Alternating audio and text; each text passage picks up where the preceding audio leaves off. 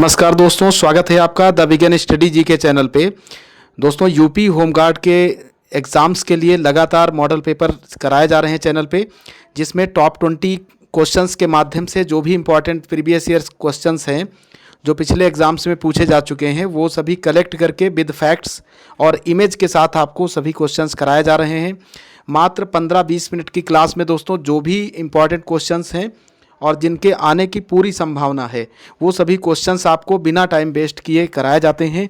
तो सारे model paper दोस्तों आप प्लेलिस्ट में जा कर के देख सकते हैं। बहुत ही कम समय में आप यदि बेहतर तैयारी करना चाहते हैं, अब आपके पास ज़्यादा समय नहीं है और ऐसे में केवल आपको वही क्वेश्चंस पढ़ना है जो एग्ज़ाम ओरिएंटेड हैं, एग्ज़ाम में आ सकते हैं। तो आप दोस्तों समय को बिल्कुल भी बेकार मत कीजिए और अब भी आपके पास समय है, आप प्रैक्टिस कर लीजिए अच्छे से ताकि आपका सिलेक्शन हो सके। तो आइए चलते हैं आज की क्लास की ओर बिना किसी देरी के। दोस्तों, आज का पहला प्रश्न आपके सामने है, नागार्जुन कौन थे? नागार्जुन दोस्तों एक यूनानी शासक थे, एक वैदिक ऋषि, एक जैन भिक्षु, एक बौद्ध दार्शनिक। तो नागार्जुन दोस्तों एक बौद्ध दार्शनिक हैं। ऑप्शन डी इसका बिल्कुल करेक्ट हो जाएगा। चित्र में आप दोस्तों देख सकते हैं, ये हैं नागार्जुन, जो कि दोस्तों द्रव्य शास्त्र के प्रकांड विद्वान थे। तो ये भी आप याद रखिएगा। इसके अलावा अगला क्वेश्चन है, किस शासक ने भारत में तुगलक वंश की नींव रखी थी? तो बहुत ही आसान क्वेश्चन है दोस्तों, भारत में तुगलक वंश की नींव रखी थी गयासुद्दीन तुगलक ने। ऑप्शन बी इसका बिल्कुल करेक्ट हो जाएगा। अगला क्वेश्चन आपके सामने है दोस्तों, इससे पहले दोस्तों इनका कार्यकाल आप देख सकते हैं, 1320 से 1325 तक कार्यकाल रहा था गयासुद्दीन तुगलक का। अगला क्वेश्चन आपके सामने है, महात्मा गांधी ने किस आंदोलन के लिए करो या मरो का नारा दिया था? तो महात्मा गांधी ने दोस्तों असहयोग आंदोलन के लिए करो या मरो का नारा दिया था। ऑप्शन ए इसका बिल्कुल करेक्ट हो जाएगा, डू एंड डाई। इसके अलावा दोस्तों देखते हैं महात्मा गांधी से जुड़े हुए कुछ इंपॉर्टेंट क्वेश्चन, जैसे दांडी यात्रा जो नमक सत्याग्रह है उसको 1930 में चलाया गया था महात्मा गांधी जी के द्वारा। और इसके अलावा दोस्तों सविनय अवज्ञा आंदोलन भी 1930। गांधी इरविन समझौता, गांधी इरविन पैक्ट जो है वो 5 मार्च 1931 को होता है, इंपॉर्टेंट है, आप याद रखिएगा। द्वितीय गोलमेज सम्मेलन दोस्तों 1931 में हुआ था, लंदन में हुआ था, भारतीय संवैधानिक सुधारों पर चर्चा हुई थी। इसके अलावा दोस्तों सत्याग्रह और प्रारंभिक आंदोलनों को भी देखते हैं। गांधी जी दक्षिण अफ्रीका से दोस्तों गमन किया था इन्होंने 1893 में एक वकील के रूप में। प्रथम सत्याग्रह का प्रयोग सबसे पहले दोस्तों इन्होंने सत्याग्रह का प्रयोग कब किया था? 1906 में किया था। तो ये आपको याद रखना है। पहली बार जेल गए थे 1908 में। और भारत वापसी दोस्तों ये घटनाएं दोस्तों दक्षिण अफ्रीका की हैं। 1893 में दोस्तों वकील के रूप में यात्रा की। और प्रथम सत्याग्रह का प्रयोग 1906 में, पहली बार जेल 1908 सत्याग्रह के लिए कारावास हुआ था इनको। और भारत वापसी हुई थी इनकी 1915 में। 9 जनवरी 1915 को गांधी जी भारत आए थे दोस्तों। कब? 9 जनवरी 1915 को। इसीलिए दोस्तों 9 जनवरी को भारतीय प्रवासी दिवस के रूप में मनाया जाता है। तो ये भी आपको याद रखना है। और इसके अलावा देखते हैं साबरमती की नींव इन्होंने 1916 में रखी है, उसके एक साल बाद 1916 में दोस्तों। और इसके बाद 1917 में इन्होंने पहला सत्याग्रह किया था भारत में। और नील की जो खेती थी दोस्तों, नील के किसानों के समर्थन में सत्याग्रह किया था, जिसको हम चंपारण सत्याग्रह के नाम से जानते हैं। इसके बाद दोस्तों 1918 में अहमदाबाद मिल मजदूर हड़ताल गांधी जी के द्वारा की गई थी। इसमें दोस्तों प्लेग बोनस के लिए मजदूरों के साथ खड़े हुए थे गांधी जी। और खिलाफत आंदोलन की शुरुआत का समर्थन इन्होंने 1918 में ही किया था। असहयोग आंदोलन की शुरुआत 1920 में होती है। असहयोग आंदोलन 22 में दोस्तों वापस कर लिया जाता है गांधी जी के द्वारा, क्योंकि चौरी चौरा घटना हो जाती है, हिंसक घटना, जिससे दोस्तों गांधी जी बहुत व्यथित हुए थे और उन्होंने असहयोग आंदोलन को वापस ले लिया था। इसके बाद 1924 में आपको याद रखना है बेलग्राम अधिवेशन होता है और गांधी जी के नेतृत्व में दोस्तों।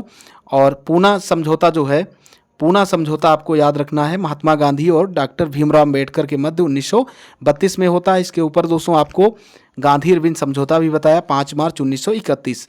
हरिजन सेवक संघ की स्थापना 1932 में इन्होंने की थी। इसका उद्देश्य था अस्पृश्यता निवारण। इसके बाद दोस्तों 1942 में गांधी जी के द्वारा भारत छोड़ो आंदोलन चलाया जाता है। 8 अगस्त 1942 को। तो डेट सहित आपको याद रखना है। तो ये दोस्तों गांधी जी का अंतिम आह्वान था। और महात्मा गांधी को दोस्तों महात्मा की उपाधि किसने दी थी? तो रविंद्रनाथ टैगोर जी ने दी थी। ये भी आपको याद रखना है। तो ये सभी थे गांधी जी से जुड़े हुए इंपॉर्टेंट प्रश्न, आपको याद रखना है। आगे बढ़ते हैं अगले क्वेश्चन की ओर। स्वतंत्र भारत के प्रथम भारतीय गवर्नर जनरल कौन थे? तो स्वतंत्र भारत के प्रथम भारतीय गवर्नर जनरल दोस्तों चक्रवर्ती राजगोपालाचारी। ऑप्शन ए इसका बिल्कुल करेक्ट हो जाएगा। यदि यहाँ पे भारतीय शब्द नहीं लगा होता तो लॉर्ड माउंटबेटन हो जाता, लेकिन भारतीय है तो दोस्तों यहाँ पे चक्रवर्ती राजगोपालाचारी करेक्ट हो जाएगा। कुछ इंपॉर्टेंट क्वेश्चन यहाँ से भी देख लेते हैं। इसकी ट्रिक है दोस्तों, पिछली क्लास में भी बताया था मैंने, रॉबर्ट है विलियम की मौसी। इस ट्रिक से आप जितने भी इंपॉर्टेंट यहाँ से बन रहे हैं क्वेश्चंस वो सभी समझ जाएंगे। रॉबर्ट से दोस्तों रॉबर्ट क्लाइव बंगाल का प्रथम गवर्नर यदि पूछा जाता है तो रॉबर्ट क्लाइव है। बंगाल का प्रथम गवर्नर जनरल यदि पूछा जाता है तो है से हेस्टिंग्स हो जाएगा। और पूरे भारत का दोस्तों पहला गवर्नर जनरल कौन है? Lord William Bentinck. तो विलियम से विलियम बेंटिंग हो गया। और प्रथम वायसराय कौन है दोस्तों? तो कीसे कैनिंग हो जाएगा। और स्वतंत्र भारत का पहला गवर्नर जनरल लॉर्ड माउंटबेटन है। ऑप्शन मौ से दोस्तों हो जाएगा। और सी से क्या हो जाएगा? चक्रवर्ती राजगोपालाचारी, जो कि स्वतंत्र भारत के पहले भारतीय गवर्नर जनरल बने। तो ये सभी आपको याद कर लेना है दोस्तों इस ट्रिक से भी। और बाकी आप ट्रिक को नहीं समझ पा रहे हैं तो डायरेक्ट याद कर लीजिए, दोनों सही रहेगा। अगला क्वेश्चन देखिएगा, मोहिनी अट्टम नृत्य निम्नलिखित में से किस राज्य से संबंधित है? तो मोहिनी अट्टम का दोस्तों किससे संबंध है? तो इसका संबंध दोस्तों केरल राज्य से है। ऑप्शन 20 का बिल्कुल करेक्ट हो जाएगा। और भरतनाट्यम किससे संबंधित है दोस्तों? तमिलनाडु से। भरतनाट्यम का संबंध किससे है? तो भरतनाट्यम का संबंध है दोस्तों तमिलनाडु से, ये आपको याद रखना है। और यक्षगान का संबंध किससे है? कर्नाटक से है, तो ये भी आपको याद रखना है। बाकी ओडिसी नृत्य दोस्तों किससे जुड़ा हुआ है? उड़ीसा से है। तो ये सभी आपको याद रखना है। उड़ीसा से हो गया, केरल से मोहिनी अट्टम हो गया, कर्नाटक से आपको यक्षगान बता दिया मैंने, और तमिलनाडु से भरतनाट्यम। तो ये सभी आपको याद रखना है। अगला क्वेश्चन देखिएगा, काबिनी, हेमवती और अमरावती कौन सी नदी की सहायक नदियां हैं? तो काबिनी, हेमवती और अमरावती ये दोस्तों कावेरी की सहायक नदियां हैं। ऑप्शन सी इसका बिल्कुल करेक्ट हो जाएगा। डिटेल आप पढ़ लीजिएगा। और ये कावेरी नदी की बात करते हैं दोस्तों, तो कावेरी नदी जो है कर्नाटक का जो कुर्ग जिला है वहाँ पे ब्रह्मगिरी की पहाड़ियों से निकलती है। और लगभग 805 किलोमीटर लंबी है नदी और 87,900 वर्ग किलोमीटर के क्षेत्र में बहती है। कावेरी को दोस्तों दक्षिण भारत की गंगा कहते हैं, ये भी क्वेश्चन कई बार पूछा गया है। और इसकी जो सहायक नदियां हैं हेमवती, काबिनी और अमरावती, सिमसा, लोका पावनी, लक्ष्मण तीर्थ और सुवर्णवती, भवानी, ये सभी दोस्तों इसकी सहायक नदियां हैं। और एक प्रसिद्ध जलप्रपात है दोस्तों शिव समुद्रम, ये किस नदी पर है? कावेरी नदी पर है। तो ये भी आपको याद रखना है। तो बहुत सारे क्वेश्चन दोस्तों आपको एक ही क्वेश्चन से बता दिए और ये सभी इंपॉर्टेंट हैं। अगला क्वेश्चन देखिएगा, अगला क्वेश्चन आपके सामने है, कौन सा कृत्रिम बंदरगाह है? तो इनमें से दोस्तों कौन सा कृत्रिम बंदरगाह है? इसका जो करेक्ट आंसर है वो आपको बताना। तो मुंबई दोस्तों क्या है? भारत का कृत्रिम बंदरगाह हो जाएगा। ऑप्शन सी इसका बिल्कुल करेक्ट हो जाएगा। भारत के दोस्तों 13 प्रमुख बंदरगाह हैं जो कि इस मैप के द्वारा आप देख सकते हैं, जिसमें दोस्तों कांडला बंदरगाह का संबंध कहाँ से है? गुजरात में है। और इसके अलावा दोस्तों जो मुंबई बंदरगाह है दोस्तों वो मुंबई में ही है। और नाहवा सेवा आप देख सकते हैं।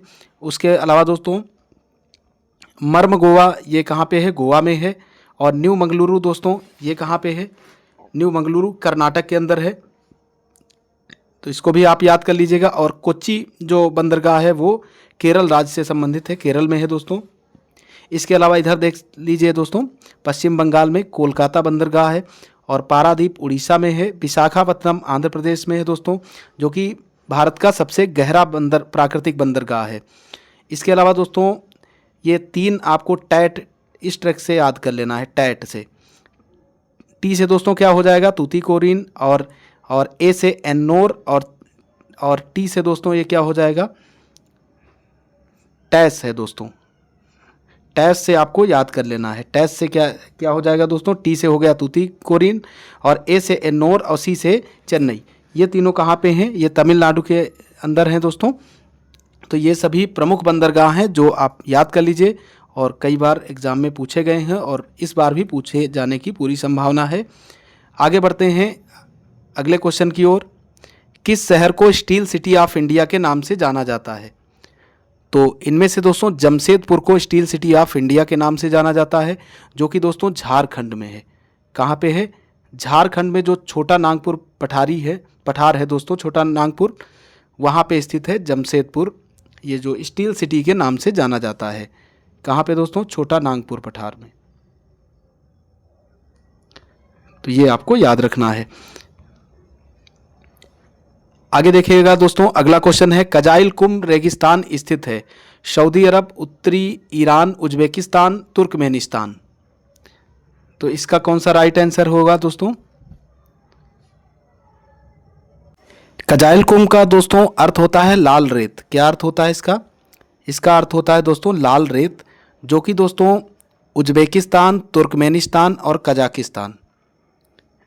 कजाकिस्तान इन तीनों देशों में दोस्तों फैला हुआ है। तो इसके ऑप्शन में त्रुटि है दोस्तों, इसमें आप सही कर लीजिएगा, सी और डी दोनों सही हो जाएंगे। और इसके अलावा दोस्तों कजाकिस्तान में भी फैला हुआ है, इसका अर्थ भी आपको याद रखना है, लाल रेत है। दोस्तों एक क्वेश्चन शायद त्रुटि हो गई है, उसको आप सही कर लीजिएगा। यहाँ पे दोस्तों कौन सा कृत्रिम बंदरगाह है? तो इसमें चेन्नई करेक्ट हो जाएगा, इसको आप करेक्ट कर लेना। इसमें मुंबई मैंने बता दिया बाई मिस्टेक, तो इसको आप करेक्ट कर लेना, चेन्नई इसका करेक्ट आंसर है। आगे बढ़ते हैं दोस्तों, स्टील सिटी ऑफ इंडिया आपको बता ही दिया, जमशेदपुर है। और इसके अलावा दोस्तों कजाइल कुम रेगिस्तान भी आपको बता दिया। अगला क्वेश्चन देखिएगा, भारतीय संविधान के किस अनुच्छेद के तहत उपराष्ट्रपति का चुनाव होता है? तो भारतीय संविधान के दोस्तों अनुच्छेद 63 के तहत उपराष्ट्रपति का चुनाव होता है। ऑप्शन 20 का बिल्कुल करेक्ट हो जाएगा। आगे बढ़ते हैं अगले क्वेश्चन की ओर। अगला क्वेश्चन है, भारत में संघ लोक सेवा आयोग का गठन भारत के संविधान में किस अनुच्छेद के अंतर्गत किया गया है? तो दोस्तों अनुच्छेद 315 में यूपीएससी, जिसको कहते हैं दोस्तों संघ लोक सेवा आयोग, इसके गठन की बात की गई है।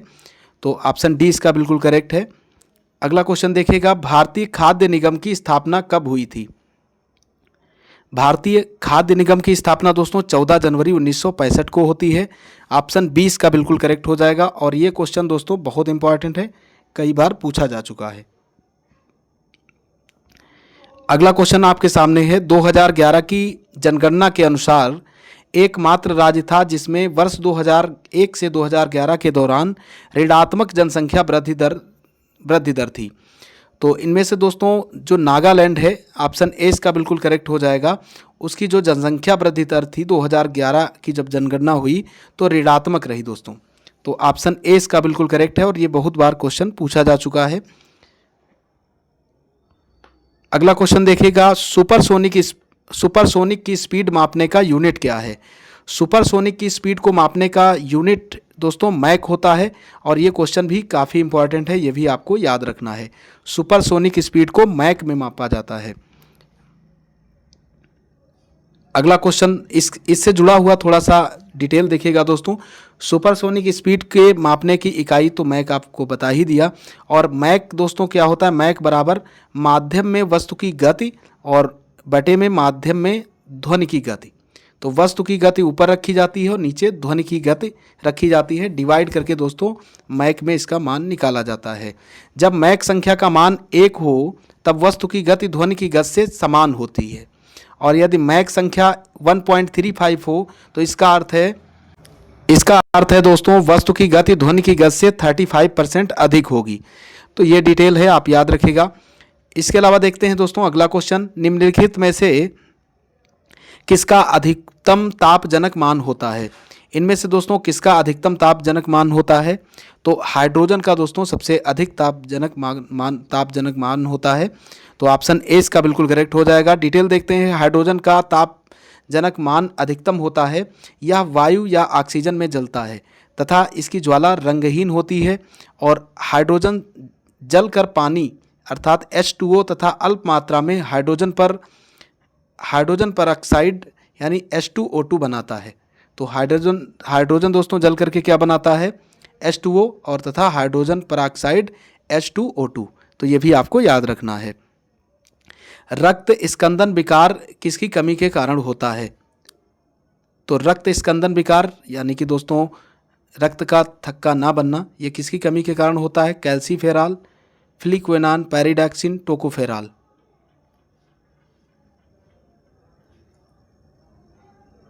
तो इसका करेक्ट आंसर है दोस्तों ऑप्शन बी, फ्लिक्वेनान, जो कि विटामिन के होता है।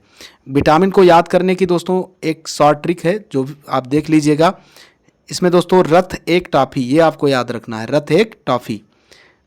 रा से दोस्तों रेटिनॉल विटामिन ए का रासायनिक नाम है, और था से थायमीन विटामिन बी का रासायनिक नाम है, और ए से एस्कॉर्बिक एसिड जो कि विटामिन सी का रासायनिक नाम है, और का से दोस्तों फिर कैल्सीफेरॉल हो जाएगा जो कि विटामिन डी का रासायनिक नाम है, और टा से टोकोफेरॉल जो कि विटामिन ई का नाम है, और फा से दोस्तों फ्लिक्वेनान हो जाएगा जो कि विटामिन के का नाम है।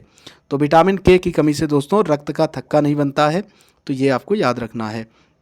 इसके अलावा देखते हैं तो दोस्तों ऊर्जा का सिक्का कहलाता है। तो दोस्तों ऊर्जा का सिक्का एटीपी को कहते हैं, ये आपको याद रखना है। एटीपी दोस्तों ऊर्जा का सिक्का कहलाता है। अगला क्वेश्चन देखते हैं, ऑर्निथोलॉजी का संबंध किससे है? ऑर्निथोलॉजी का दोस्तों संबंध किससे है, ये आपको बताना है। तो ऑर्निथोलॉजी का संबंध है दोस्तों पक्षियों से।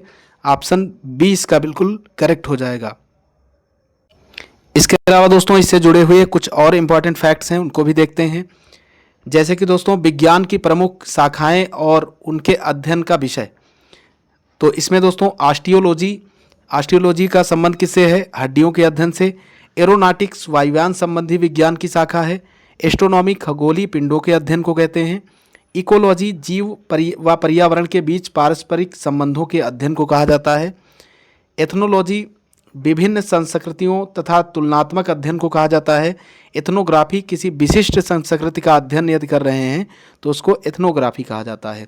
प्राणियों के व्यवहार का अध्ययन एथोलॉजी होता है, इसे आपको याद रखना है। और मत्स्य की संरचना, कार्यकी इत्यादि का अध्ययन दोस्तों इक्थियोलॉजी होता है। इसके अलावा कीटों के वैज्ञानिक अध्ययन को एंटोमोलॉजी कहा जाता है, कई बार पूछा गया है। फूलों का अध्ययन, ये भी इंपॉर्टेंट है, एंथोलॉजी कहा जाता है। और वृक्ष उत्पादन संबंधी विज्ञान को अर्बोरी कल्चर कहा जाता है। इसके अलावा दोस्तों पुरातत्व संबंधी विज्ञान की शाखा आर्कोलॉजी कहलाती है। और अस्थि उपचार संबंधी अध्ययन को आर्थोपेडिक्स कहा जाता है, जो कि हड्डियों से संबंधित है। इसके अलावा दोस्तों पक्षियों का अध्ययन ऑर्निथोलॉजी है, अभी आपको ऊपर बताया। और शिलालेख संबंधी अध्ययन को दोस्तों एपिग्राफी कहा जाता है। तो ये सब इम्पॉर्टेंट हैं और कई बार पूछे गए हैं, तो आप इन सभी को याद कर लेना। इसके अलावा अगला क्वेश्चन देखते हैं, विश्व पर्यावरण दिवस कब मनाया जाता है? तो आप सभी को पता है दोस्तों विश्व पर्यावरण दिवस कब मनाया जाता है? 5 जून को। ऑप्शन डी इसका बिल्कुल करेक्ट हो जाएगा। और दोस्तों 2025 में विश्व पर्यावरण दिवस की थीम क्या है? 2025 में दोस्तों ये जो थीम है ये अभी पेट के एग्जाम में पूछी गई थी, एंड प्लास्टिक पोल्यूशन। ये 2025 पर्यावरण दिवस की थीम है, तो इसे भी आपको याद रखना है। इंपॉर्टेंट जो दिवस है उनकी थीम भी एग्जाम में पूछी जाती है। अगला क्वेश्चन देखिएगा दोस्तों, आज का लास्ट क्वेश्चन आपके सामने है। संयुक्त राष्ट्र का मुख्यालय स्थित है। संयुक्त राष्ट्र दोस्तों जो यूएनओ है, यूनाइटेड नेशन ऑर्गेनाइजेशन, इसका मुख्यालय कहाँ पे स्थित है? न्यूयॉर्क में है। ऑप्शन सी इसका बिल्कुल करेक्ट हो जाएगा। संयुक्त राष्ट्र से जुड़े हुए क्वेश्चन देखते हैं दोस्तों। संयुक्त राष्ट्र के 6 अंग होते हैं, ये आपको याद रखना है। कितने अंग होते हैं? 6। ये भी कई बार पूछा गया है। और उसमें दोस्तों 6 पार्ट जो हैं उनको भी आपको नाम सहित याद रखना है, जैसे महासभा, और अगला है दोस्तों सचिवालय, फिर अगला हो जाएगा दोस्तों सुरक्षा परिषद, और इसके अलावा दोस्तों आर्थिक और सामाजिक परिषद, और न्यासिता है, और उसके अलावा दोस्तों छठा है अंतर्राष्ट्रीय न्यायालय। तो ये सभी 6 इसके मुख्य अंग हैं। और इसकी स्थापना दोस्तों 24 अक्टूबर 1945 को होती है। इसके जो भी अंग हैं दोस्तों, उनमें जो अंतर्राष्ट्रीय न्यायालय है उसका मुख्यालय नीदरलैंड के हेग में है। तो ये आपको याद रखना है। बाकी जो भी 5 अन्य अंग हैं उनका सबका मुख्यालय दोस्तों यूएसए न्यूयॉर्क में है, अंतर्राष्ट्रीय न्यायालय को छोड़ करके। तो दोस्तों आज की क्लास यहीं पे समाप्त होती है। आशा करता हूँ ये क्लास आपको पसंद आई होगी। यदि क्लास आपको पसंद आई है तो आप इसे लाइक कीजिएगा और कमेंट करके बताइएगा कि ये क्लास आपको कैसी लगी। और वीडियो को दोस्तों शेयर करना ना भूलिएगा, शेयर ज़रूर कर दिया करें। जो भी आपके मित्र हैं दोस्तों जिनका भी फार्म इसमें पड़ा हुआ है और चैनल को अभी तक सब्सक्राइब नहीं किए हैं तो चैनल को सब्सक्राइब करके चैनल से ज़रूर जुड़ें, ताकि आगामी जो भी एग्ज़ाम्स हैं उनमें दोस्तों आपकी बेस्ट तैयारी यहाँ से कराई जा सके। तो मिलते हैं दोस्तों कल नेक्स्ट क्लास के साथ। तब तक के लिए जय हिंद, जय भारत, वंदे मातरम।